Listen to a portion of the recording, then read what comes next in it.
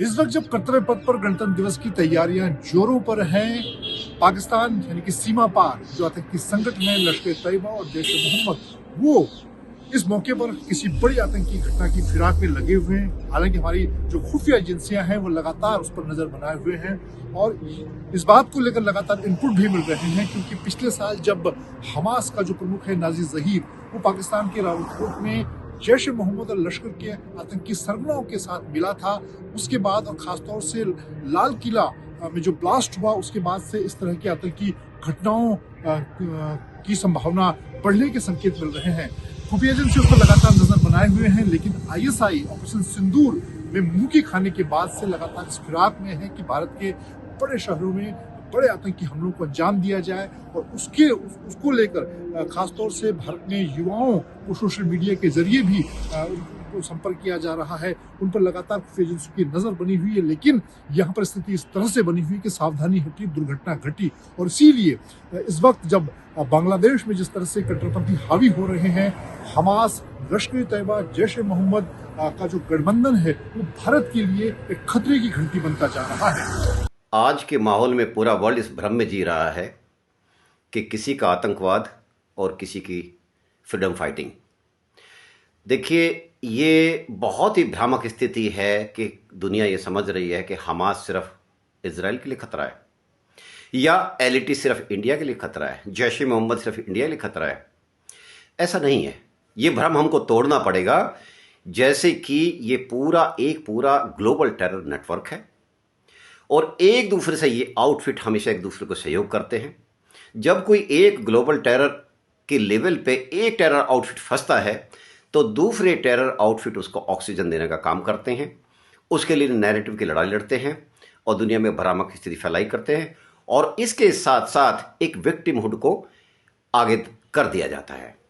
अभी लेटेस्ट जो खबरें मिल रही है वो ये है कि हमास का कश्मीर के खिलाफ एलईटी के साथ हाथ मिलाना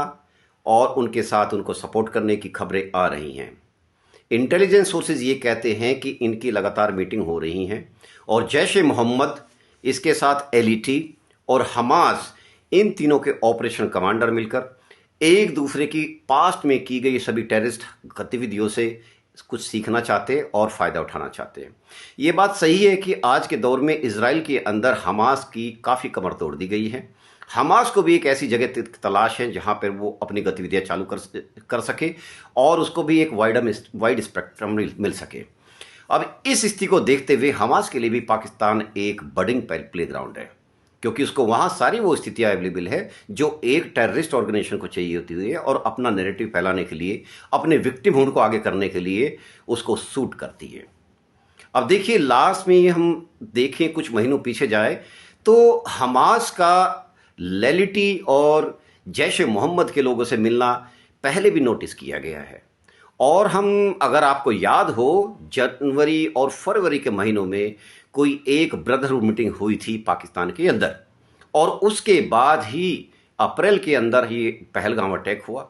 और हमारी इंटेलिजेंस उस टाइम भी कहती थी कि पूरा सपोर्ट पाकिस्तान के डीप स्टेट, पाकिस्तान के मिलिट्री का दिया हुआ है, लेकिन जो अटैक है, अटैक के पीछे brain behind is suspected Hamas या उसके जैसे संगठन। और अभी देखिए, जो हमास के ऑपरेशन कमांडर जिनको कहा जाता है, जिन पर यह आरोप है कि वो इजराइल के 7 अक्टूबर के अटैक के अंदर उनका बहुत बड़ा रोल है, वो अभी पाकिस्तान में एज ए चीफ गेस्ट यानी नाजी जहीर, हमास के लीडर, हमास के एक तरह से लीडर नहीं, ऑपरेशन कमांडर, वहां पर उनको देखा गया है। और उनको किस किस के साथ देखा गया है? अपने आइडियोलॉजिकल ब्रदर ऑपरेशन एलाइज यानी जैश ए मोहम्मद और एलईटी के साथ उनको देखा गया है। ये सब चीज़ें दर्शाती है कि भारत को एक बड़े थ्रेट के लिए तैयार रहना है, क्योंकि भारत ने बॉर्डर पर इतनी सख्ती की हुई है कि जैश ए मोहम्मद और लश्कर तैयबा के उनके मोडस ऑपरेंडी की कमर तोड़ी हुई है। अभी इन्होंने नया ग्राउंड तैयार किया है बांग्लादेश के रास्ता। ये जानते हुए एक न्यू फाउंड लव पाकिस्तान ने बांग्लादेश में पाया है अपने ब्रदरहुड के नाम पर, कि पाकिस्तान को ये सब चीजें दिक्कतें हो रही हैं, अपने प्रॉक्सीज को आराम से इस्तेमाल करने के लिए उन्होंने बांग्लादेश का इस्तेमाल करने की सोची है। और बांग्लादेश की वहां के ऑफिशियल्स की विजिट, आईएसआई की विजिट लगातार चल रही हैं। इवन यहां तक खबरें आ रही हैं कि बांग्लादेश का जो चिटगांव के आगे का इलाका है, जो बर्मा से लगा हुआ इलाका है, वहां पर इनके ऑपरेटिव्स की ट्रेनिंग भी शुरू हो चुकी है। और बांग्लादेश चूंकि हमारे से एक बड़ा पोरस बॉर्डर है, नदी और रिवराइन के जो टेरेन है उसके साथ लगा हुआ बॉर्डर है, तो वहां से इन्फिल्ट्रेट करना आसान होता है, जो कि बंगाल में कर भी रहे हैं। तो इस सब चीज को देखते हुए एक सॉफ्ट ग्राउंड, एक अच्छा प्लेटफॉर्म पाकिस्तान ने अपने लिए वहां पर ढूंढा है। यही सब देखते हुए हमास, एलईटी और लश्कर का मिलना एक खतरनाक संदेश है।